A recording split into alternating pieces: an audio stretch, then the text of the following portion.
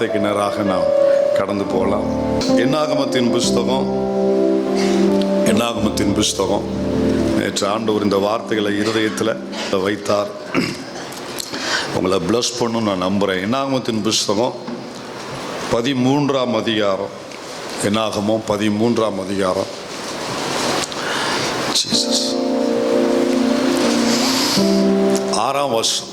என்னாகமத்தின் புஸ்தகம் 13ஆம் அதிகாரம் 6ஆம் வருஷம். எடுத்துட்டீங்களா? எல்லாரும் சேர்ந்து சின்ன வசனம் தான். யூதா கோத்திரத்தில் எப்புனேயின் குமாரன் காலே. உமது கரங்களோடு இருக்கட்டும், உமது சமூகம் எங்களுக்கு முன்பாய் செல்லட்டும். நீர் எங்களுக்கு துணை நிற்பீராக ராஜா. எங்களோடு இந்த காலை நேரத்திலையும் இந்த முதல் ஆராதனையில் தெரிந்து கொடுத்த வார்த்தை சத்தியங்களுக்காக நன்றி.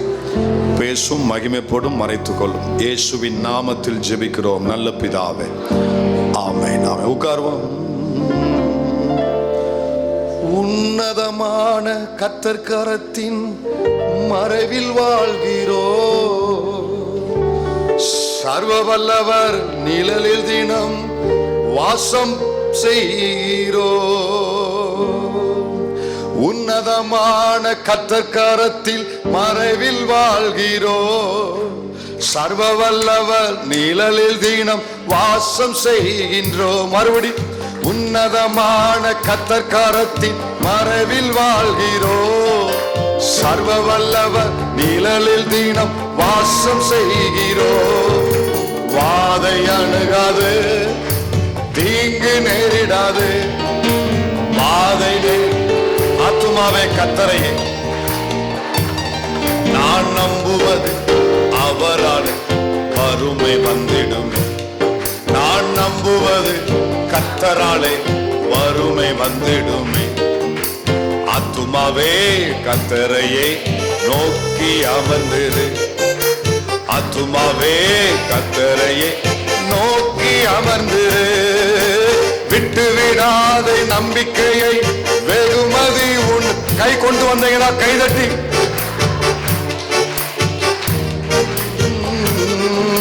விட்டு விடாதே, வெகுமதி உண்டு. விசுவாசத்தால் உலகத்தை வெல்வது நீதான். உனக்குள் வாழ்பவர் உலகை ஆள்பவர். உனக்குள் வாழ்பவர் உலகை ஆள்பவர். நான் நம்புவது கர்த்தராலே வறுமை வந்திடும். நான் நம்புவது கர்த்தராலே வறுமை வந்திடும். ஆத்துமாவே கர்த்தரையே நோக்கி அமர்ந்திரு. ஆத்துமாவே கர்த்தரையே நோக்கி அமர்ந்திரு. கர்த்தர் நமது அடைக்கலமும் புகலிடமானா, நம்பி இருக்கும் நம் தகப்பன் என்று சொல்லுவோம். எங்க சொல்லுங்க?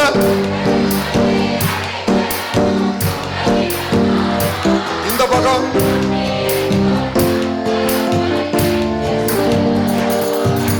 சோதனை ஜெயிப்போம், சாதனை படைப்போம். சோதனை ஜெயிப்போம், சாதனை படைப்போம்.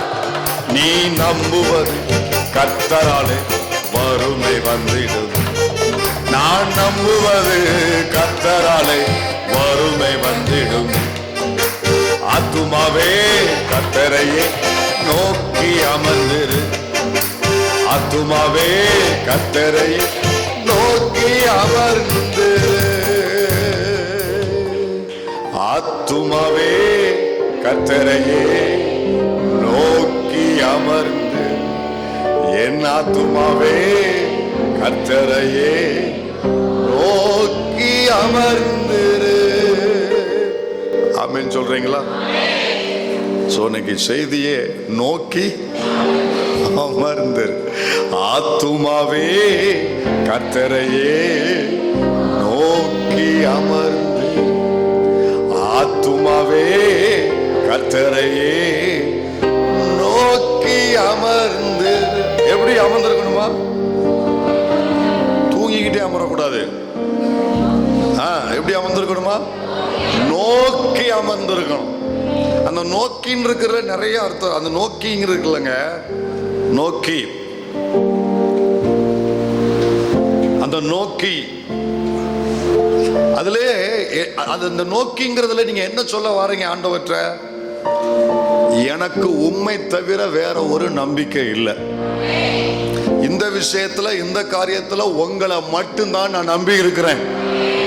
இந்த இடத்துல, இந்த விஷயத்துல உங்களை தவிர எனக்கு யாரும் உதவி செய்ய முடியாது. நீங்க செய்யற வரைக்கும் என் கண்ணை உங்க மேல மட்டும்தான் நான் வச்சிருப்பேன். Let us fix our eyes on Jesus Christ. நீங்க இறங்குற வரைக்கும், நீங்க இதுல உதவி செய்யற வரைக்கும், நீங்க எனக்கு அற்புதம் செய்யற வரைக்கும், இதுல பதில் கொடுக்கிற வரைக்கும் என் கண்ணை உங்களை விட்டு நான் விளக்கவே மாட்டேன். உங்க மேல மட்டும்தான் என் கண்ணை நான் வச்சிருப்பேன் ஆண்டவர். அதான் என்னது? ஆத்துமாவே கர்த்தரையே நோக்கி அமர். ஒரு 2 நாள் கேட்டுட்டு 3ஆவது நாள் நான் விட்டுட்டு போறவன் அல்ல. ஒரு வாரம் ஜெபிச்சுட்டு அடுத்து அதை மறந்துட்டு போறவன் அல்ல. நீங்க செய்யற வரைக்கும் எங்கள் தேவனாகிய கர்த்தர் எங்களுக்கு இரக்கம் செய்கிற வரைக்கும், வேலைக்காரரின் கண்கள் எஜமானை நோக்கி இருப்பது போல, வேலைக்காரியின் கண்கள் எஜமாட்டியை நோக்கி இருப்பது போல, எங்கள் தேவனாகிய கர்த்தர் எங்களுக்கு இரக்கம் செய்யும் வரைக்கும் ஆத்துமாவே கர்த்தரையே நோக்கி அமர். ஆத்துமாவே கர்த்தரையே நோக்கி அமர்ந்திரு. இந்த நோக்கி அமர்ந்திருக்கிறவன் ஆண்டவரை இறக்கிடுவான். சொல்லுங்க, நோக்கி அமர்ந்திருக்கிறவன் தேவனை இறக்கிடுவான். அதுக்கு மேல ஆண்டவரால ஒரு லிமிட்டுக்கு மேல இந்த பையன் இப்படியே பார்த்துக்கிட்டு இருக்கான். ஐயோ, இவனுக்கு ஏதாவது நம்ம செஞ்சே ஆகணும், இவன் கேட்கறத கொடுத்தணும், இவனுக்கு இதை நிறைவேற்றணும்னு சொல்லி தெய்வம் இறங்கிடுவாரு. நம்ம நோக்கி அமர்ந்தா அவர் இறங்கிடுவாரு. ஆமென் சொல்றீங்களா நீங்க எல்லாரும்? ஹல்லேலூயா. எல்லாம் கவனிங்க. ஆண்டவர் நம்மளோடு பேசின வார்த்தை என்ன வார்த்தை? அதை சொன்னேன், அதை நிறைவேற்றுவேன். அதை திட்டம் பண்ணினேன், அதை செய்து முடிப்பேன். கவனிங்க, நல்லா கவனிங்க. திட்டம், வாக்கு, சித்தம், அந்த 3ஐயும் நீங்க கனெக்ட் பண்ணி நீங்க புரிஞ்சுக்கிடணும். எப்படி? திட்டம், ஏற்கனவே நான் அதை டெஃபினிஷன் கொடுத்துருக்கிறேன் இதுக்கு முந்தின மாத செய்தியில. திட்டம், வாக்கு, சித்தம். அப்படி சொல்லுங்க பார்க்கலாம். திட்டம், வாக்கு, இந்த ரெண்டுக்கும் ஒன்று பெரிய வித்தியாசம்லாம் இல்லை. ரெண்டும் ஒரே அர்த்தத்தை உடைய வெவ்வேறு காலகட்டத்திற்கு பயன்படுத்தப்படுகிற வார்த்தை. இதை புரிஞ்சவங்க மட்டும் புரிஞ்சுக்கோங்க, மற்றவங்க கேளுங்க. இந்த 3 வார்த்தையுமே ஒரே அர்த்தத்தை உடைய, ஆனா வெவ்வேறு காலகட்டத்தில் பயன்படுத்தக்கூடிய வார்த்தை. இது என்னென்ன வார்த்தை சொன்னேன்? திட்டம், வாக்கு, சித்தம். அதாவது தேவன் நம்மை குறித்து அவர் இருதயத்தில் வைத்திருப்பதுக்கு பேர் தான் என்னது? திட்டம். அத எனக்கு வார்த்தையாக, தீர்க்க தரிசனமாக எனக்கு சொன்னால் அதுக்கு பேரு வாக்கு. வாக்கு தத்துவம், பிராமிசஸ். அந்த வாக்கு எதுவோ அதுதான் என்னை குறித்த தேவனுடைய சித்தம். இது ரொம்ப அற்புதமான ஒரு காரியம். இது என்னை குறித்து அவர் இருதயத்தில் இருக்கிறதுக்கு பேரு திட்டம். அதை எனக்கு வார்த்தையா சொல்லுகிறதுக்கு பேரு வாக்கு தத்துவம். அந்த வாக்கு தத்துவம் தான் என்னை குறித்துள்ள தேவனுடைய திருவுள சித்தம். எத்தனை பேர் ஆமென் சொல்றீங்க? சோ அந்த விஷயத்துல நம்ம ரொம்ப தெளிவா இருக்கணும். கவனிங்க. அப்போ திட்டம் நிறைவேறினா எது நிறைவேறதுக்கு சமம்? தேவனுடைய வாக்கும் நிறைவேறுது, தேவனுடைய சித்தமும் நிறைவேறுது. அப்ப திட்டம் நிறைவேறுதுன்னா அதுக்கு இன்னும் ஒரு வார்த்தை சொல்லலாம், தேவ சித்தம் நிறைவேறுது. இப்ப தேவ சித்தத்தை செய்யற விஷயத்துல நம்ம ரொம்ப கவனமா இருக்கணும். தேவ சித்தத்தை செய்யற விஷயத்துல நம்ம ரொம்ப கவனமா இருக்கணும். ஏன்னா ஒருவர் கேட்டார், தேவ சித்தத்தை செய்யறது எப்படி அப்படின்னு கேட்டார். நான் அதை கற்றுக்கொண்டதை நான் உங்களுக்கு சொல்றேன். கவனிங்க. தேவ சித்தத்தை செய்யறது எப்படின்னு யாராவது விரும்புறீங்களா? அதை அறிய விரும்புறீங்களா? தெரிஞ்சுக்கொள்ள விரும்புற எத்தனை பேர் ஆர்வமா இருக்கீங்க? நான் தேவ சித்தம் செய்யணும் பாஸ்டர், எத்தனை பேர் இருக்கு இந்த சபையில? நான் தேவ சித்தத்தை செய்ய விரும்புறேன் அப்படிங்கிறவங்களுக்கு எப்படி செய்ய? தேவ சித்தத்தை எப்படி செய்யணும்னா, நல்லா கவனிங்க, சின்ன சின்ன விஷயத்துல நீ தேவ சித்தத்தை செய்ய பழகிட்டா பெரிய விஷயங்களில் அவர் சித்தம் செய்யறது உனக்கு லகுவா இருக்கும். சின்ன சின்ன விஷயத்துல நீங்க தேவ சித்தத்தை கண்டுபிடிச்சு அவர்கிட்ட கேட்டு அவருடைய சத்தத்தை கேட்டு சித்தத்தை அறிஞ்சு இதுதான் கர்த்தருக்கு பிடிக்கும், இது ஆண்டவருக்கு அப்படிங்கிறத நீங்க தெளிவான ஒரு வெளிச்சத்தோடு நீங்க வாழ பழகி, இதை வேண்டாம், இது தூரடு, இது வேண்டாம், இது வேண்டாம், இது வாங்காதா, இங்க போக வேண்டாம், இங்க சொல்லாதா, இது பேசாதா, இப்படி சின்ன சின்ன விஷயங்களில நீங்க தேவ சித்தம் செய்ய பழகிட்டீங்கன்னா அந்த தேவ சித்தம் செய்யறது உங்க வாழ்க்கையில அவ்வளவு பெரிய இனிமையா மாறிடும். எத்தனை பேர் ஆமேன் சொல்ல விரும்புறீங்க? ஆமேன் சொல்ற பிள்ளைங்க எத்தனை பேர் இருக்கீங்க? உன் விருப்பம் செய்வதுதான் என் வாழ்வின் நோக்கம் ஐயா. உன் விருப்பம் செய்வதுதான் என் வாழ்வில் ஏக்கமையா. இதுதானே என் உணவு, இதற்காகத்தான் உயிர் வாழ்கிறேன். எத்தனை பேர் இருக்கீங்க இந்த சபையில?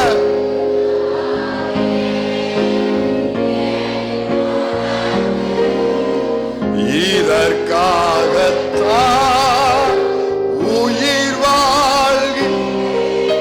ஆமென் சொல்லுங்க பாருங்க. தேவ சித்தம் செய்வது எப்படி? சின்ன சின்ன விஷயத்துல ஆண்டவர் சித்தத்தை நீங்க செய்ய பழகிட்டீங்கன்னா, கண்டுபிடிச்சு பழகிட்டேன்னா பெரிய விஷயங்கள்ல திருமணம், வீடு கட்டுறது, வேற ஊருக்கு போறது, தொழில் ஆரம்பிக்கிறது, இந்த காரியத்தை பெரிய பெரிய ஒரு முக்கியமான விஷயத்தை செய்யறதுல இந்த விஷயத்துல தேவ சித்தங்க உங்களுக்கு ரொம்ப ஈஸியா இருக்கும். சின்ன சின்ன விஷயம்னா, ஒரு இடத்துக்கு போறீங்க, ஒரு ஃபங்க்ஷனுக்கு போறீங்க, இது தேவ சித்தமான்னு கேட்டு போங்க. ஆண்டவர் இது போலாமா? அப்படி கேட்காம பிரியாணி போடுவான்னு போனீங்கன்னா பெரிய ஆணி தான் வச்சு விடுவான் உங்களுக்கு. புரியுதா உங்களுக்கு? தேவ சித்தம் தெரியாம மச்சான் கோச்சுக்குவான், மாமே கோச்சுக்கிடுவான், அவனை போன நல்ல இப்படிலாம் போனீங்கன்னு வைங்களேன், கடைசியில் ஏண்டா வந்தோம். எத்தனை பேர் அப்படி நொந்து வந்திருக்கீங்க? போயிட்டு ஏண்டா இந்த இடத்துக்கு வந்தோம், நொந்து வந்தவங்களை கை வைத்துங்க. இந்த நொந்து வந்த பிள்ளைகளை தான் சாட்சி, நீங்க தான் சாட்சி இப்போ மற்றவங்களுக்கு. புரியுதா உங்களுக்கு? இங்க போலாமா, இன்னைக்கு பிரயாணம் படலாமா, இதை வாங்கலாமா, இது தேவ சித்தமா? சும்மா ஒரு காரியம் காசு இருக்கிறதுனால செய்து பழகாதீங்க. வசதி வாய்ப்பு இருக்கிறதுனால செய்து பழகாத. எனக்கு இது வாங்க முடியும், எனக்கு இது போன் போட்டா வந்துடும். அப்போ உனக்கு ஆண்டவருக்கு அதுல என்ன உறவு இருக்கு? நீ ஒரு தேவ புள்ளங்கிற அதுல எங்க காட்டுற? நான் விரும்புறேன், செய்யறேன். அப்போ நீ யாரால் நடத்தப்படுகிற? உன் சுயத்தினால, உன் சுய விருப்பத்தினால நடத்தப்படுறீங்க. அதுல ஒரு நாள் நல்லா இருக்கும், ஒரு நாள் இன்னும் ரொம்ப நல்லா இருக்கும். அதை நம்பி அடுத்த நாள் போகணும் வையன், மொத்த 4 டயரும் பிடிங்கிடும். ஒன்ன பிடுங்கினாவது பரவாயில்ல, நாளும் பிடிங்கணும். நடுவில் நிக்கணும், நடு தெருவில் நிக்கணும். ஐயோ இதை செய்ய, இது ஏன் இப்படி செஞ்சேங்கிற அளவுக்கு நம்ம வேதனை போற அளவுக்கு ஆயிரும். அதனால சின்ன விஷயத்துல இது வாங்கலாமாப்பா, இது வேணுமா, யாராவது இலவசமா கொடுத்தா கூட இது உங்க சித்தம் தானா, இது செய்யலாமா வேண்டாமா?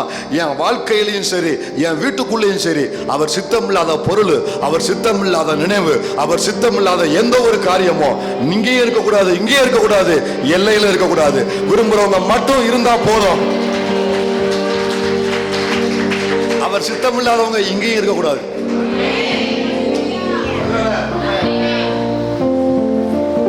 காலமெல்லாம் புற குத்திக்கிட்டு இருக்கு. சித்தம் இல்லாத எங்கேயுமே இருக்கக்கூடாது. 10 ரூபா பேடால இருந்து வாழ்க்கையின் பயணம் வரைக்கும் எல்லாமே அவர் சித்தத்தோடு வாழ பழக கர்த்தர் நமக்கு உதவி செய்வாராக. அல்லேலூயா. நல்லா கவனிங்க. ஸோ இதில் நம்ம ஒரே ஒரு விஷயத்தில் நம்ம ரொம்ப நீங்கள் எல்லாருமே இதை புரிஞ்சுக்கிட நான் விரும்புகிறேன். அதாவது வாழ்க்கையில் பெருசாக நான் சாதிச்சு விட்டாச்சு, சாதிச்சாச்சு. சாதித்து விடுகிறதை விட நிறைவேற்றி விடுவது ரொம்ப முக்கியம். சொல்லுங்க, சாதித்து விடுவதை விட நிறைவேற்றி விடுவது அதிக முக்கியம். இப்போ நிறைய பேர் என்ன நினைக்கிறாங்கன்னா, உலக பார்வையில் நான் பெரிய சாதனையாளராக இருக்கணும், நான் பெரிய பெரிய காரியங்களை சாதிக்கணும். நல்லது, நல்ல விஷயம். இந்த அம்பிஷன் இருப்பது நமக்கு தவறல்ல. ஆனா நான் பெரிய சாதனை படைச்சாதான் நான் வாழ்ந்ததுக்கு அர்த்தம் அப்படின்னு நினைக்காதீங்க. நான் சாதனையாளராக இருக்கிறது ஒரு பக்கம் இருந்தாலும், அதை விட தேவன் என்னை குறித்து உள்ள அவர் திட்டத்தை நிறைவேற்றி என் ஓட்டத்தை நான் முடிக்கிற அனுபவம் இருக்கு பாருங்க, இதுதான் பரலோக மகிமைப்படுகிற ஒரு அனுபவம். அதாவது பெரிய சாதனை புரிஞ்சவனா அல்ல, தேவ திட்டத்தை முழுமையா நிறைவேற்றி முடிக்கிறவனாக. உலகத்துக்கு யார் தெரிவா? சாதனையாளர்கள். நல்ல கவனிங்க, சாதனையாளர்கள் இங்கே அறிமுகமானவர்கள், அங்கே அவர்கள் அறிமுகம் இல்லாதவர்கள்.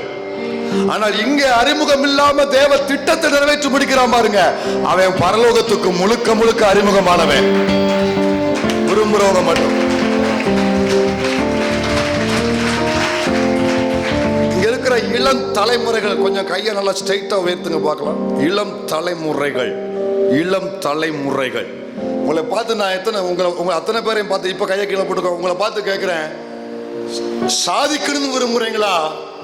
உங்க வாழ்க்கையில் இருக்கிற தேவ திட்டத்தை மட்டும் நிறைவேற்றி முடிக்கணும் விரும்புறீங்களா? இப்போ காட்டுங்க. புரியலையா? தமிழ் தானே, கோயில்பட்டி தானே நீங்கெல்லாம்? நான் கோயில்பட்டி தானே இருக்கேன், இருக்கேன். அதாவது சாதிக்கணும்னு விரும்புறீங்களா, அல்ல உங்களை குறித்துள்ள தேவ திட்டத்தை நிறைவேற்றி முடித்தா போதும் நினைக்கிறீங்களா?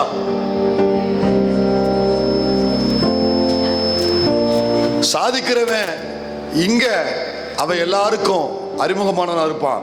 ஆனா தேவ திட்டத்தை மட்டும் நிறைவேற்றி முடிக்கிறவன் மட்டும், அவன் ஒரு ஓரத்துல இருந்தாலும், அவன் ஒரு மெழுகுத்திரிய போல ஒரு சின்ன வெளிச்சம் கொடுத்தாலும் பரலோகத்துக்கு அவன் முழுக்க முழுக்க அறிமுகமானவன்.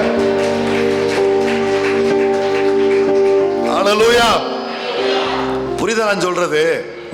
பவுலுடைய ஓட்டத்தின் முடிவில் ஒரு கர்ஜனை, பவுலுக்கு ஒரு கர்ஜனை, ஒரு கர்வத்தோடு பவுல் ஒரு கர்ஜனை கட்சிக்கிறார் பாருங்க. 2 தீமோத்தேயு 4:7 எல்லாருக்கும் ரொம்ப அறிமுகமான வசனம் தான்.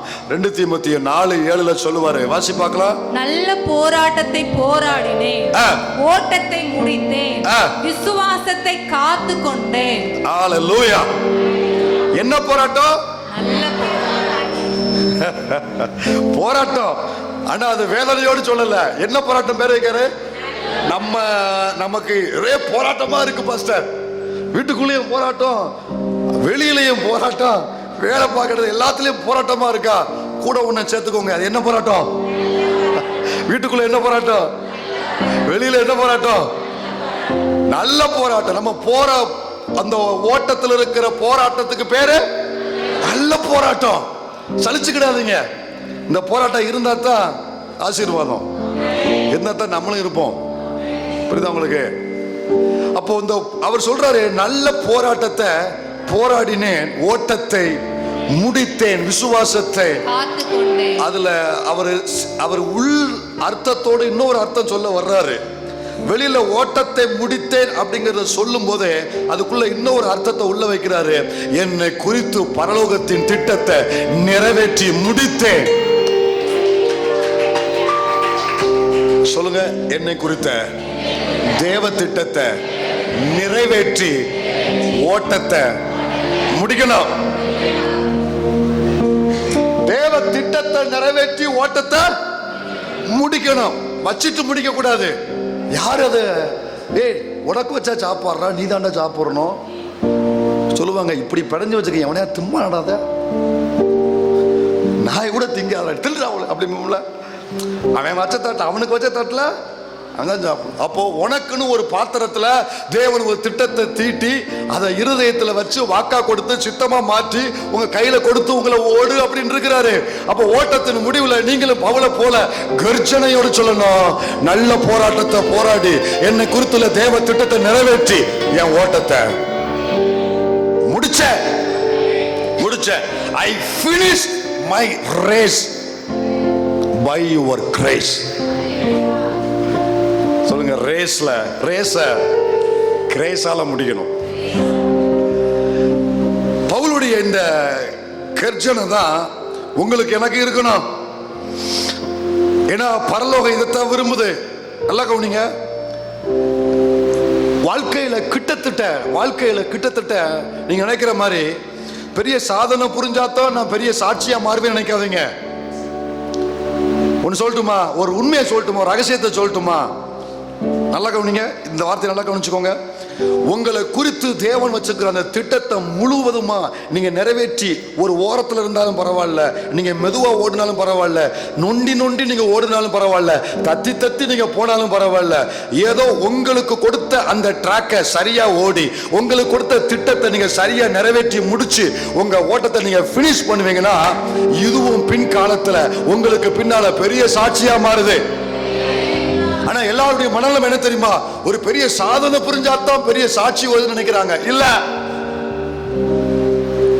ஒரு அற்புதம் நடக்கணும், மரிச்சவங்க உயிரோடு எழும்பணும், நான் கை வச்சா இதெல்லாம் நடக்கணும், என் வாயில தீர்க்க தரிசனமா வரணும்.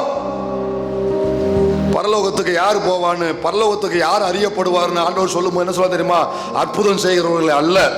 மத்தேயு 7 எடுத்து வச்சுக்கோ.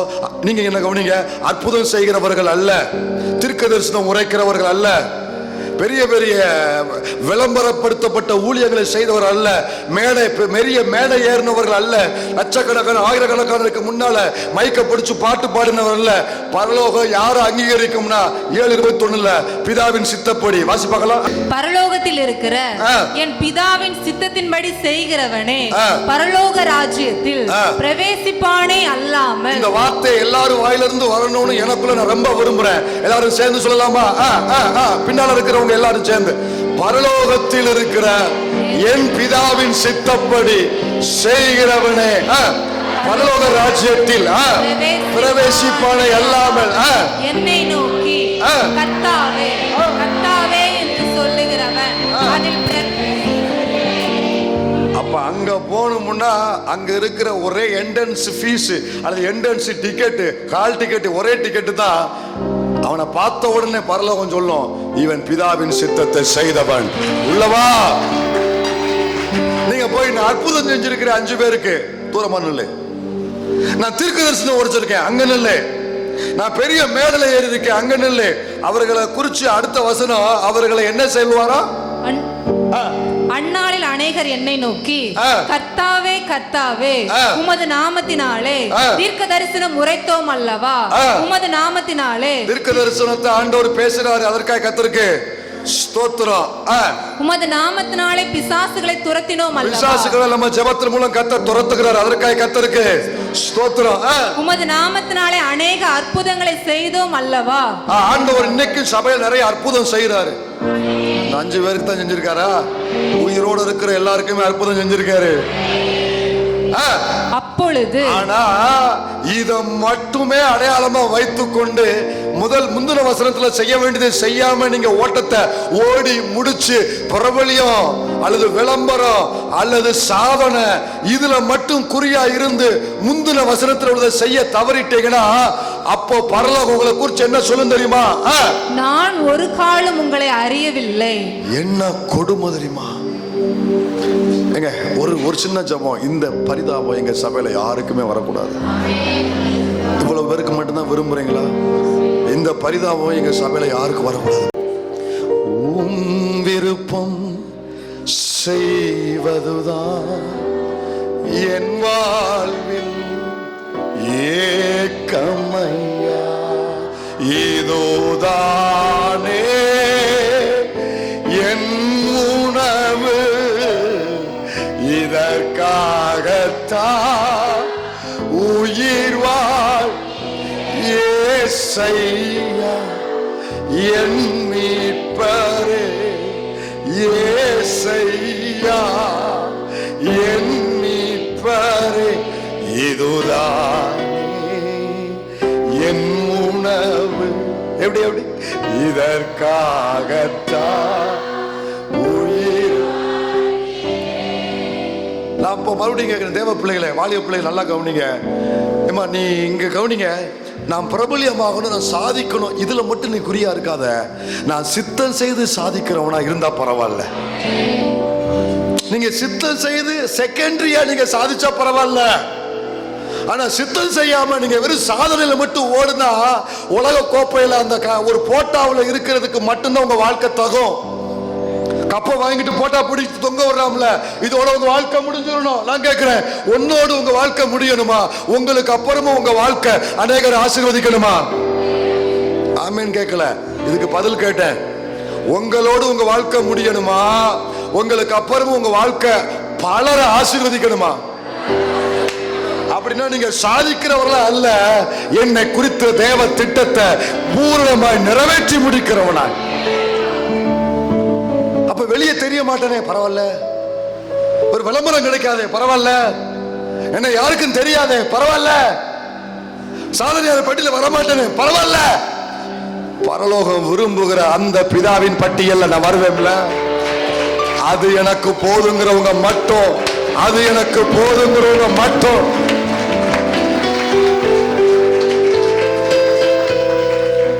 இப்பதான் செய்திக்கு வரேன்.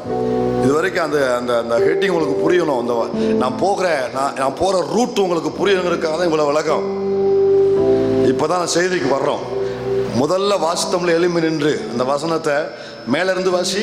அதுல என்னாகமம் புஸ்தகத்துல 13ஆம் அதிகாரத்துல முதல் வசனத்திலிருந்து வாசி. கர்த்தர் மோசேயை நோக்கி, நான் இஸ்ரவேல் புத்திரருக்கு கொடுக்கும் கானான் தேசத்தை சுற்றி பார்ப்பதற்கு நீ மனிதரை அனுப்பு, ஒவ்வொரு பிதாக்களின் கோத்திரத்திலும் ஒவ்வொரு பிரபுவாகிய புருஷனை அனுப்ப வேண்டும் என்றார். மோசே கர்த்தருடைய வாக்கின்படியே அவர்களை பாரான் வனாந்தரத்திலிருந்து அனுப்பினான். மறுபடியும் வாசி 3ஆம் வசனத்தை. மோசே கர்த்தருடைய வாக்கின்படியே, எல்லாரும் அதுக்கு ஒரு அழுத்தம் கொடுத்து வாசிங்க. மோசே கர்த்தருடைய வாக்கின்படியே.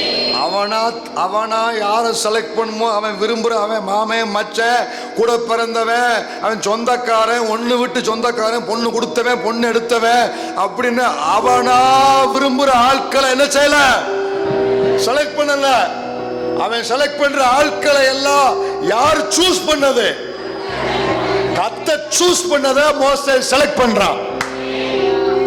தேவன் சூஸ் பண்ணாம உங்களை யாரும் செலக்ட் பண்ண மாட்டாங்க, முடியாது. உன் கம்பெனி உன்னை செலக்ட் பண்ணிருக்குன்னா கர்த்தர் உன்னை சூஸ் பண்ணிருக்காரு. ஒரு காலேஜ்ல உங்க பிள்ளையை செலக்ட் பண்ணிருக்கானா கர்த்தர் சூஸ் பண்ணிருக்காரு. அப்ப இன்னும் என்ன ஏன் செலக்ட் பண்ணல? கர்த்தர் உன்னை இன்னும் சூஸ் பண்ணுங்க. வெயிட். அதான் முதலே சொன்னேன்.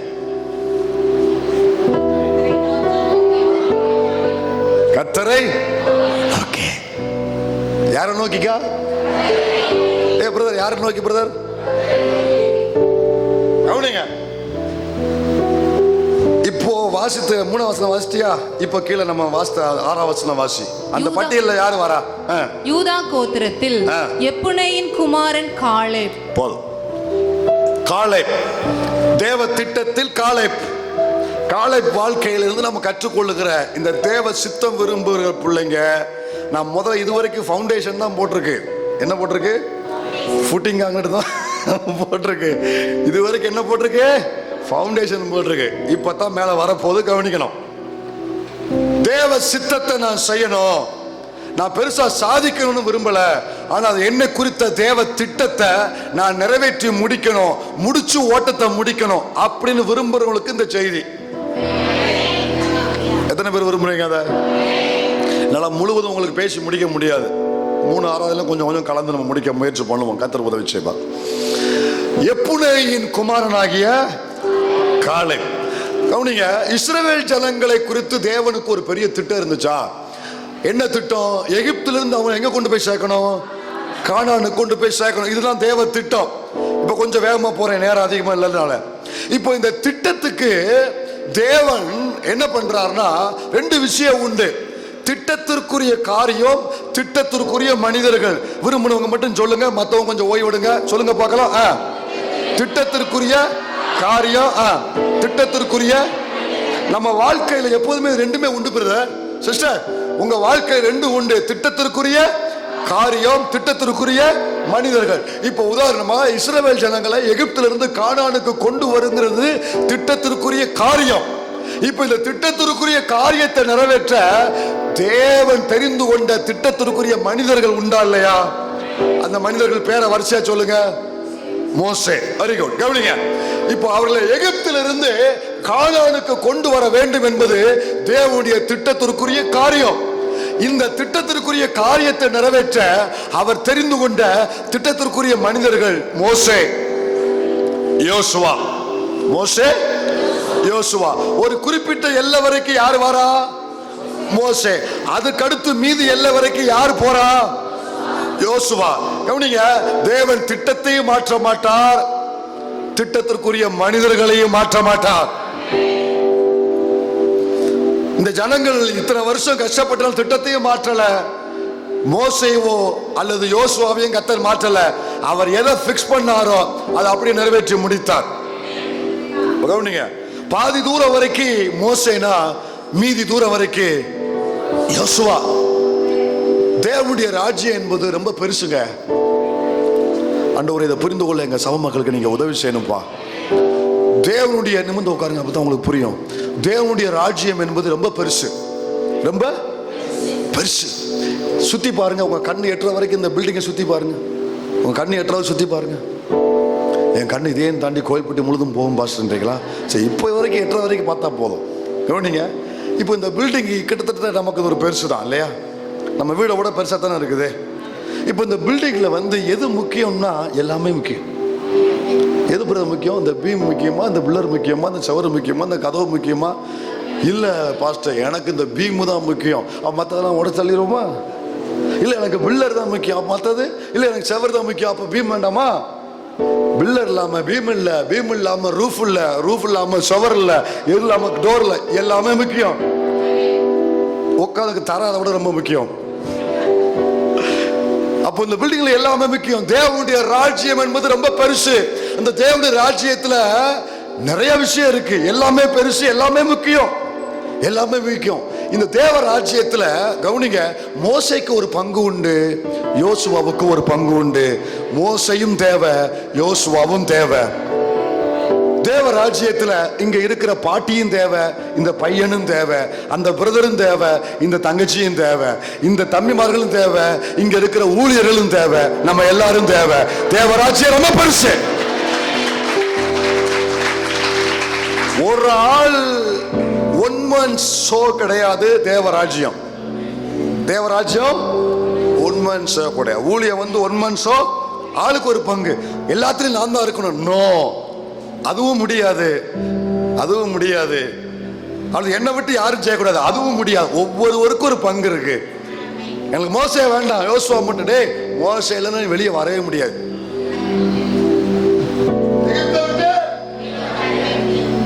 எங்களுக்கு மோசே தான் வேணும், யோசுவா வேண்டாம். யோசுவா நீ உள்ள போவே முடியாது.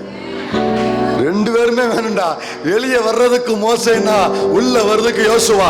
ரெண்டு பேருமே தேவனுடைய திட்டத்துக்குரியவர்கள், அவர் ராஜ்யத்துக்கு அவசியமானவர்கள். நீங்க மேபி யோசுவாவா, நீங்க மேபி மோசையா இருக்கலாம், நீங்க மேபி ஒரு யோசுவாவா இருக்கலாம். ஆனா ரெண்டு பேருமே முக்கியம். நான் மட்டும்தான் செய்ய நினைக்க கூடாது, என்ன தவிர யாரும் செய்யக்கூடாதுன்னு நினைக்க கூடாது. எல்லாருமே அவசியம். நான் சொல்லிட்டோம்ல, பல்லு போன பாட்டில இருந்து நேத்து பிறந்த பச்சளம் குழந்தை வரைக்கும் தேவ ராஜ்யத்துக்கு அவசியம். சார், இப்ப கவனிங்க, இந்த மோசையை விட்டுருங்க, இப்ப யோசுவா விடுங்க.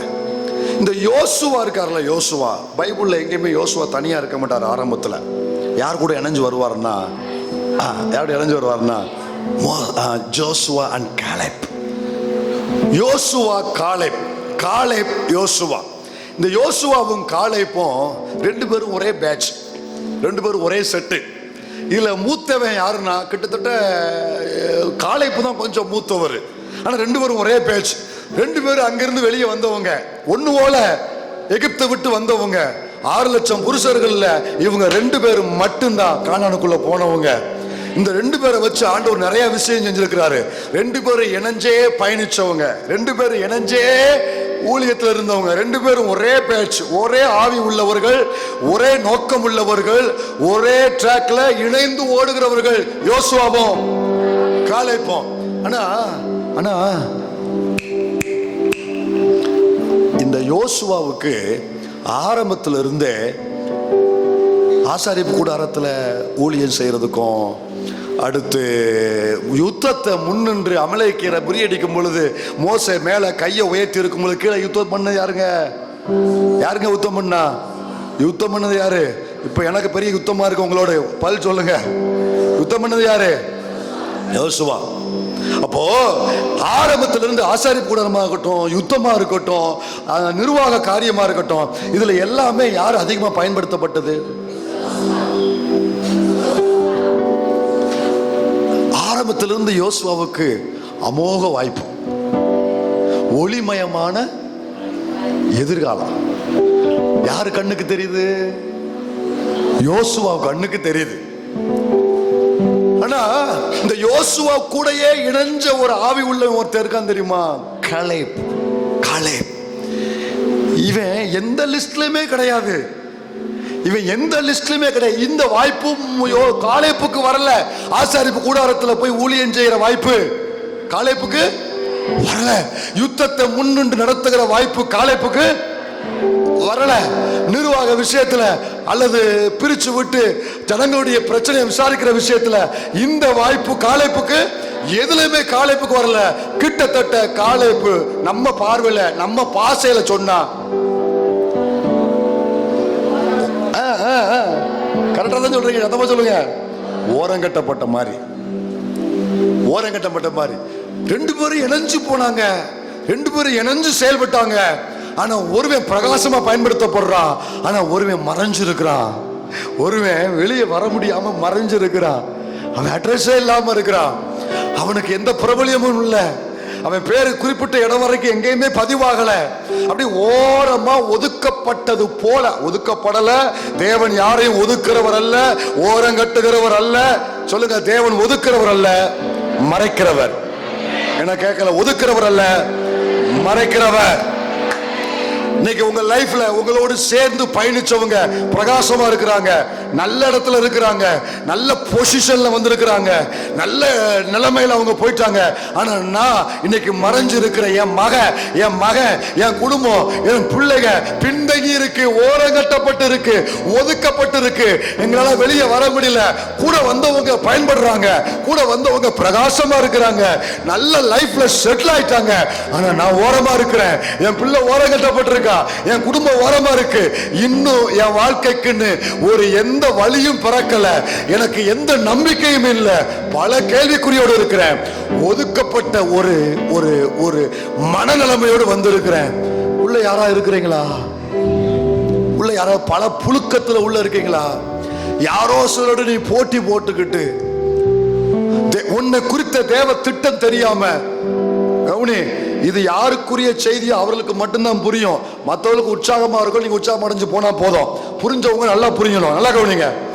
உன்னை குறித்த தேவ சித்தம் தெரியாம, உங்க குடும்பத்தை குறித்த தேவ திட்டம் தெரியாம, உங்க பிள்ளைகளை குறித்த தேவனுடைய திருவுள சித்தமும் திட்டமும் தெரியாம நீ பெரிய கனவு கோட்டை கட்டி அது நிறைவேறாதனால நான் ஒதுக்கப்பட்டு இருக்கிறேங்கிற ஒரு கில்ட்டி கான்சியஸோட அல்லது ஒரு தாழ்வு மனப்பான்மையோடு ஒரு இன்ஃபீரியாரிட்டி காம்ப்ளெக்ஸோடு இங்க உட்கார்ந்து இருப்பேன்னா உன் கண்ணை கத்த திறப்பாராக. உன் தேவ திட்டத்தை தெரியாதபடி மூடி போட்டுக்கிற அந்த மூடிய தேவன் தூரம் எடுத்து போடுவாராக. உன் கண்ணை திறந்து ஒரு வெளிச்சத்தை கத்தர் கொடுப்பாராக. யோசுவாவும் காலேப்பும் ஒன்னா பயணிச்சது உண்மைதான். நீ யோசுவாவோடு பயணிச்சது உண்மைதான். ஒரே வயிற்றுல பிறந்தா கூட ஏசாவை குறிச்ச நோக்கம் வேறு, யாக்கோபை குறிச்ச நோக்கம் வேறு. நீ ஒன்னா பயணிச்சதுனால நீ யோசுவா மாதிரி நினைக்காத. யோசுவாவை குறிச்ச திட்டம் வேறு, காலேப்பை குறிச்ச திட்டம் வேறு. நீ அவனோட போட்டி போட்டு அவனை மாதிரி இல்லைன்னு சொல்லி இருதயத்துல நீ வியாகுலப்படாத. யாரு யாரு இங்க உட்கார்ந்துருக்க? நீ யாரோட போட்டி போட்டு, நீ எந்த குடும்பத்தோட நீ போட்டி போட்டு இன்னும் அவங்கள மாதிரி நீ உன் குடும்பம் வரல, உன் தொழில் எழும்பல. நான் சொல்றேன், நீ போட்டி போறதுக்கு அவன் ஆளே இல்லை. நீ போட்டி போறதுக்கு அவன் ஆளே இல்லை. அவைகளோட நீ போட்டி போட்டு உன்னை குறித்த தேவ திட்டத்தை நீ இழந்துடாத. நீ ஒன்னா பயணிச்சவன், நீ ஒரே ஆவி உள்ளவன். ஆனா யோசுவாவை குறித்த திட்டம் வேறு, காலேப்பை குறித்த திட்டம் வேறு. இப்போ காலேப்பு ஒதுக்கப்பட்ட மாதிரி இருக்கிறாரு. ஆனா நல்ல கவனிங்க, நல்ல கவனிங்க. நம்மள மாதிரி காளைப்பு ஆண்டவற்றை வந்து கேள்வி கேட்கல, நம்மள மாதிரி காளைப்பு முறுமுறுக்கல, நம்மள மாதிரி காளைப்பு சந்தேகப்படல, நம்மள மாதிரி காளைப்பு சோர்ந்து போகல. காளைப்புட்ட இருக்கு எனக்கு பிடிச்ச நல்ல கேரக்டர். அவனை குறிச்ச நாங்க ஒன்னாத்தான் பயணிச்சோம், ஆனா அவரை குறிச்ச திட்டம் அது, என்ன குறிச்ச திட்டம் வேற ஒண்ணு இருக்கு. அது வர்ற வரைக்கும் நான் பேசாம ஒரு ஓரத்துல இருக்கேன்.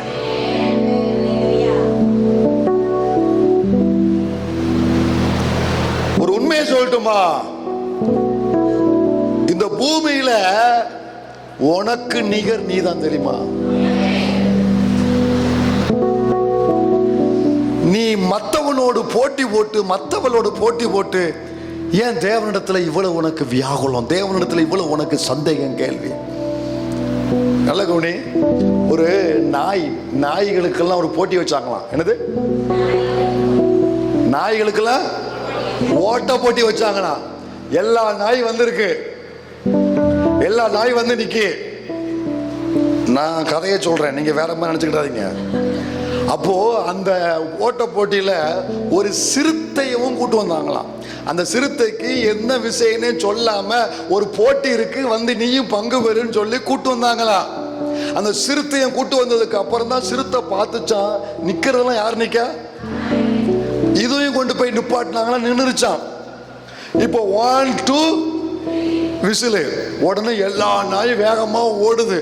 ஓடி போய் எல்லாம் முந்தி போய் பரிசை வாங்கிருச்சு நாய். இந்த சிறுத்தை ஓட்ட போட்டிய ஆரம்பிச்ச இடத்துல நிக்கி, அது ஓடவே இல்லை. அப்போ அந்த ஓனரை கூப்பிட்டு கேட்டாங்களா, என்னையா நாய் ஓடி ஜெயிச்சிருச்சு, உன் சிறுத்தை அங்கே நிக்கி அப்படின்னா. அவர் சொன்னாரா, நான் நாயை கூட்டு வரல, நான் சிறுத்தைய கூட்டு வந்திருக்கிறேன்.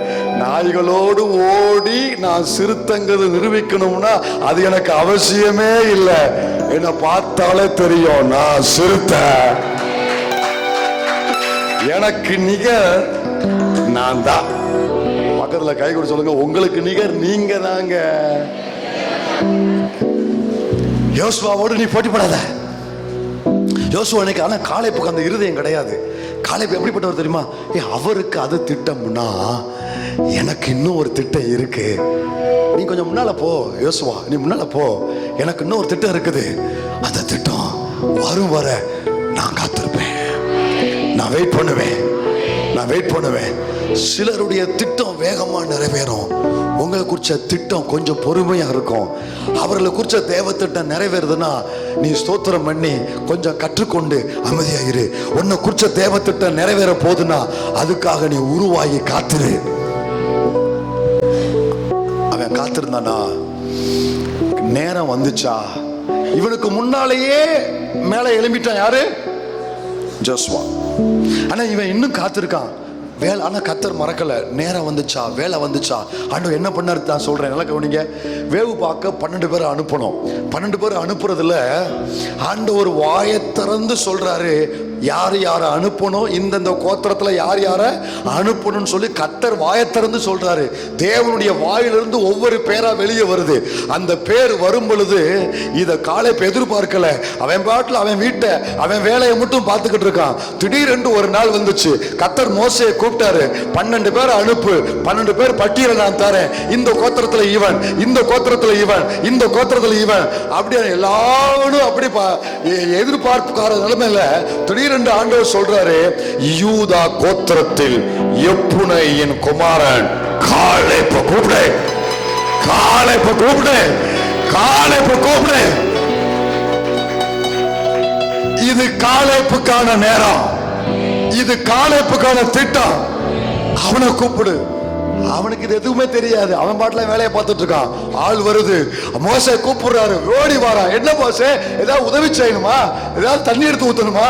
இல்லப்பா, உன்னை உன் பேரை கர்த்தர் சொன்னார். ஆமா, எதுக்கு? வேவு பார்க்க. நானா? எதுக்கு? நான் எதுக்கு போனேன்? என்னோட பெரிய ஆள். ஒன்னு ஆண்டவர் சொன்ன லிஸ்ட்ல உன் பேர் இருக்கு. அவன் புரிஞ்சுக்கிட்டான், இது எனக்கான நேரம், இது என்னை குறித்த தேவனுடைய திருவுல சித்தம், இது என்னை குறித்த தேவனுடைய திட்டம். ஜோசுவாவை பார்க்குற மாதிரி ஒரு பெரிய பிரகாசம் காலேப்புக்கு இல்லாமல் இருக்கலாம். நான் முதலே ஒரு வார்த்தை ஒரு ஃபவுண்டேஷன்ல சொன்னேன், அஸ்திபாரத்தில் சொன்னேன், நான் பெருசா சாதிச்சா மட்டும்தான் சாட்சின்னு கிடையாது. என்னை குறித்துள்ள தேவ திட்டத்தை பூரணமாய் நிறைவேற்றி முடிச்சாலே அதுவும் பின் சந்ததிக்கு என்னது? பின் சந்ததிக்கு என்னது? பின் சந்ததிக்கு என்னது? இதுக்கு யாருன்னா இதான் காலேப். அவன் பெருசா அற்புதம் செய்யல, யுத்தத்தை நடத்தல, ஒரு தலைமைத்துவத்தில் உட்காரல. ஆனா அவனு குறித்த தேவனுடைய திட்டம் என்னவோ அதை பூரணமா நிறைவேற்றி முடித்தங்கிற ஒரு சந்தோஷத்துல கண்ணமண்ணா காலேப்பை கூப்பிடு. காலேப்பை கூப்பிடுற. கர்த்தர் மறக்கல, கர்த்தர் மறக்கலையே. கர்த்தருடைய திட்டம் என் வாழ்க்கையில நிறைவேறட்டும்னு சொல்லி அர்ப்பணிப்பின் இருதயத்தோடு 1000 நிந்தனைகளை காதுல வாங்கி சகித்து கொண்டு தேவ திட்டம் மட்டும் எனக்கு போதும், அது எதுவா இருந்தாலும் பரவாயில்ல, என் குடும்பத்தை, என் பிள்ளைய, என் எதிர்காலத்தை குறித்த தேவ திட்டம் மட்டும் எனக்கு போதும் அப்படிங்கிற ஒரு அர்ப்பணிப்போடு காலேப் மாதிரி அமர்ந்திருக்கிற தேவ பிள்ளையே நல்லா கவனி. ஊர் அனைத்தும் அமர்ந்தாலும் உன் நேரம் வரும் பொழுது கர்த்தர் எழுந்தருளுவாரு. பேரை அவர் வாயிலிருந்து உச்சரிப்பாரு. உனக்குரிய நேரம் வரும் பொழுது தேவன் உன்னை மறப்பது இல்லை. கிட்டத்தட்ட இந்த இடத்துல எல்லாருமே காலேப்பை மறந்தாங்க.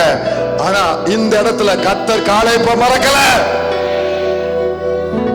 நீ எவ்வளவு போராடியும் அச்சீவ் பண்ண முடியாத காரியம், நீ எவ்வளவு விரும்பியும் அந்த இடத்துல போய் உட்கார முடியாத காரியம், உங்க பிள்ளைங்க எப்படியாவது இந்த விஷயத்துல வந்துடணும்னு விரும்பியும் இன்னும் அந்த நிலைமைக்கு வர முடியாத விஷயம், உன் தொழில், உங்க எதிர்காலம், நீங்க விரும்பியும் தொட முடியாத உயரம், இப்போ மறக்கப்பட்ட நிலைமையில இருப்பேன்னா நல்லா புரிந்துக்கோ. இந்த நேரத்தில் உனக்கு இருக்க வேண்டிய ஒரே ஒரு இருதயம், என்னை குறித்த தேவ திட்டம் எதுவோ அது வருவரை காத்திருக்கேன். அந்த திட்டம் வரும்பொழுது எதுவானாலும் அதுக்கு என்ன ஒப்பு கொடுக்க, அது நிறைவேறினா போதும். சொல்லுங்க, அது நிறைவேறினா போதும், அது நிறைவேறினா போதும் அப்படின்னு நீங்க உறுதியா இருந்தீங்கன்னா நேரம் வரும். காலேப்பை மறக்காத கர்த்தர் உன்னையும் உன் பிள்ளையும் பின்தங்கியிருக்கிற உன் மகளை, உன் மகனை, உன் குடும்பத்தை, உன் ஊழியத்தை கர்த்தர் மறப்பது இல்லை. தேவனே உன் பேரை சொல்லி கொண்டு வருவாரு. அவர் மனசுல, அந்த அதிகாரி மனசுல, உனக்கு மேல இருக்கிறவங்க மனசுல கர்த்தரே உன் பேரை சொல்லி கொண்டு வருவாரு. உன்னை மறந்தவங்க மனசுல தேவனே சொல்லி கொண்டு வருவாரு. ரெக்கமெண்டேஷன்லாம் வேண்டாம். ஒரு உண்மையை சொல்லட்டுமா வேண்டாமா? சரி போங்க, சொல்லணுமா? கண்டிப்பா சொல்றேன். நிறைய இடத்துல நீ ரெக்கமெண்டேஷன் முயற்சி பண்ண, ஆனா கொடுக்கல. ஆனா கொடுத்து அந்த ரெக்கமெண்டேஷன் உதவல. எத்தனை பேருக்கு? சும்மா கோவிக்காம கை வைத்துங்க. நிறைய இடத்துல ரெக்கமெண்டேஷனுக்காக ஓடி ஓடி அலைஞ்சு கேட்ட, அல்லது கிடைக்கல. சில இடத்துல ரெக்கமெண்டேஷன் கிடைச்சு அது விளங்கல, உனக்கு அது உதவல. ஒத்து கை வைத்து. நான் இந்த ஊழியத்தில் ஆலய விஷயத்தில் எத்தனையோ பேர் நான் ஒத்துக்கிறேன். நான் அலைஞ்சது உண்மை. இங்கேருந்து சென்னை வரைக்கும் அலைஞ்சிருக்கேன், ரெக்கமெண்டேஷனுக்காக அலைஞ்சிருக்கேன். சிலது கிடைக்கல, சிலது கிடைச்சிச்சு. லெட்ரு இப்போ என்கிட்ட இருக்குது, கிடைச்சிச்சு. ஆனால் அது உதவலை. 100 நான் 2 கையை வைத்துறேன். என் கூட சேர்ந்து கை வைத்துறேன் யாரு? 1 2 3 4 5 6 7 8 9 10 11 12. சார் உங்களுக்கு தான் போதும். நல்லா கவனிங்க. ஏன் அந்த ரெக்கமெண்டேஷன் உங்களுக்கு உதவலை தெரியுமா? தேவ திட்டம் அவர் வாயிலிருந்து உன் வார்த்தை, உன் பேர் வரணும். அவரால் நீ மேல வரணும். அவர் புயம் உனக்கு சகாயம் பண்ணணும். அவர் உனக்கு துணை நிற்கிறத மொத்த ஜனமும் பார்க்கணுங்கிறதுக்காகத்தான் மற்றதெல்லாம் ஆண்டவர் தூர வச்சாரு. உன் காரியம், உன் குடும்பம், உன் எதிர்காலம், உன்னுடைய விஷயம் அனைத்தும் கர்த்தரால் வர வேண்டும் என்பதற்காக நான் நம்புவது கர்த்தராலே வருமே. வந்து முடிக்கிறேன் மறுபடியும் சொல்லி நான் முடிக்கிறேன். பெரிய சாதனை படைக்கணும், நோ. பிரபல்யமாகணும், நோ. என்னை குறித்த நான் அங்க போகணும், இதுல உட்காரணும், இதை செய்யணும், நோ. என்னை குறித்த தேவ திட்டம் எதுவோ அந்த காரியம் என் வாழ்க்கையில பூரணமா நிறைவேறினா போதும். அது வருகிற வரைக்கும் நான் காத்திருப்பேன். என் கூட படிச்சவங்க, ஒரே டியூஷன்ல படிச்சவங்க, ஒரே வாகனத்துல போனவங்க, இன்னைக்கு அவங்க சைன் பண்ணிட்டாங்க, அவங்களுக்கு அந்த ஜாப் கிடைச்சிருச்சு. நான் பின்னால இருக்கிறேன், நான் ஓரமா இருக்கிறேன். என் பிள்ளை, என் மக ஓரமா இருக்கா, அவங்களுக்கு எல்லாம் நல்லா செட்டில் ஆயிட்டு, நான் ஓரமா இருக்கிறேன். இரு, நீ ஓரம் கட்டப்படல. ஒரு சொல்லட்டுமா, உன்னை யாராலையும் ஓரம் கட்ட முடியாது. தேவன் தெரிந்து கொண்டவனை யாராலையும் ஓரம் கட்ட முடியாது. நீ ஓரமா வைக்கப்படல. கர்த்தர் உன்னை மறைச்சு வச்சிருக்காரு. உன் குடும்பம் ஓரம் கட்டப்படல, கர்த்தர் உன்னை மறைச்சு வச்சிருக்காரு. இன்னொரு சத்தியத்தை சொல்லிட்டா, வர்றது சொல்லிட்டா, நீ ஓரம் கட்டப்படல. அவனுக்கு முன்னாடி நீ ஓரம் கட்டப்பட்ட மாதிரி இருக்கலாம், ஆனா கர்த்தர் உன்னை நீர்க்கால் ஓரமாய் உன்னை வச்சிருக்காரு. சொல்லுங்க, நானும் என் பிள்ளையோ, என் ஊழியமோ, என் குடும்பமோ ஓரம் கட்டப்படல, அவருடைய நீர்க்கால்கள் ஓரமாய் நாட்டப்பட்டிருக்க. வேலை வரும், சமயம் வரும், ஆண்டவர் எழுப்புவாரு, உன்னை மறக்க மாட்டாரு, சரியா வருவாரு. உன்னை குறித்த திட்டம் எதுவோ சரியா கர்த்தர் வருவாரு. அந்த இடத்துக்கு உன் பிள்ளையை கொண்டு வருவாரு, குடும்பத்தை கொண்டு வருவாரு, உன் ஊழியத்தை கர்த்தர் கொண்டு வருவாரு. அது வரைக்கும் நோக்கி கர்த்தர். அப்போ காலேபு குறித்த திட்டம் என்ன தெரியுமா? ஒன்றும் இல்லை. காலேபுக்கு திட்டம் என்ன தெரியுமா? Very simple, very simple. அவனுக்கு கொடுத்த ப்ராஜெக்ட், ஆண்டவர் மொத்தம் 3 ப்ராஜெக்ட் தான் கொடுத்தார். 3 ப்ராஜெக்ட் தான் கொடுத்தார். 3ஐயும் அற்புதமாக நிறைவேற்றி முடித்தான். என்ன தெரியுமா? ஒன்று, வேவு பார்க்க போகணும். வேவு பார்க்க வந்து ஜனங்களுக்குள்ள விசுவாச வார்த்தையை அவங்களுக்கு சொல்லணும். அடுத்து அவன் எங்க போனானோ அதை அவன் சந்ததிக்கு சுதந்திரமாக்கணும். 14:30 வாசி, 13:30 வாசி, 13:30 வாசி.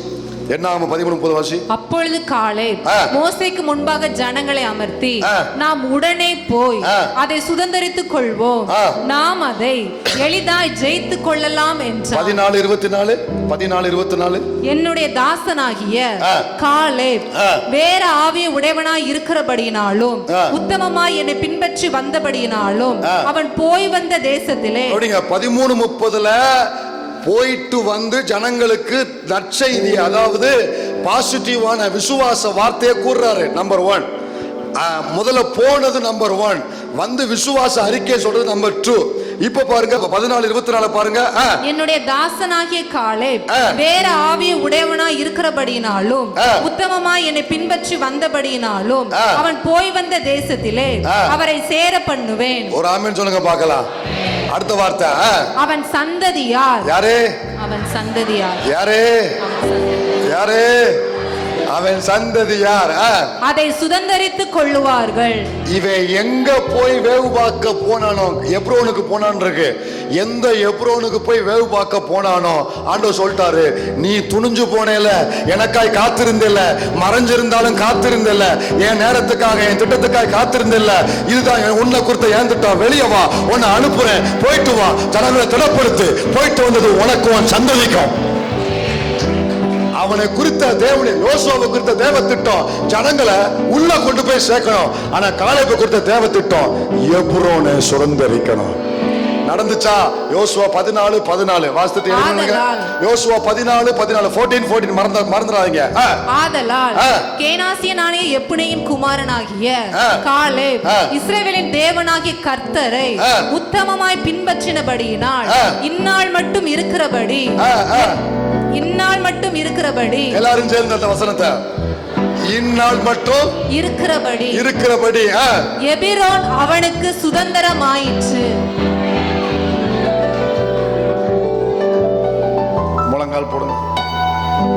தேவ பிள்ளைய, பல சஞ்சலத்தோடு, கசப்போடு, விரக்தியோடு மற்ற மனிதர்களோடு உங்க வாழ்க்கையை உங்க காரியத்தை ஒப்பிட்டு கிடைக்காததுனால, நிறைவேறாததுனால, என் தொழில் அவர்களை போல இன்னும் முன்னேறலை, என் பிள்ளை இன்னும் மேலே வரலை, என் குடும்பம் மேலே வரலை, என் ஊழியம் இன்னும் மேலே வரல, இன்னும் 10 வருஷத்துக்கு முன்னால நான் எப்படி இருந்தேனோ அப்படித்தான் இன்னும் இருக்கிறேனே அப்படிங்கிற சோர்வு.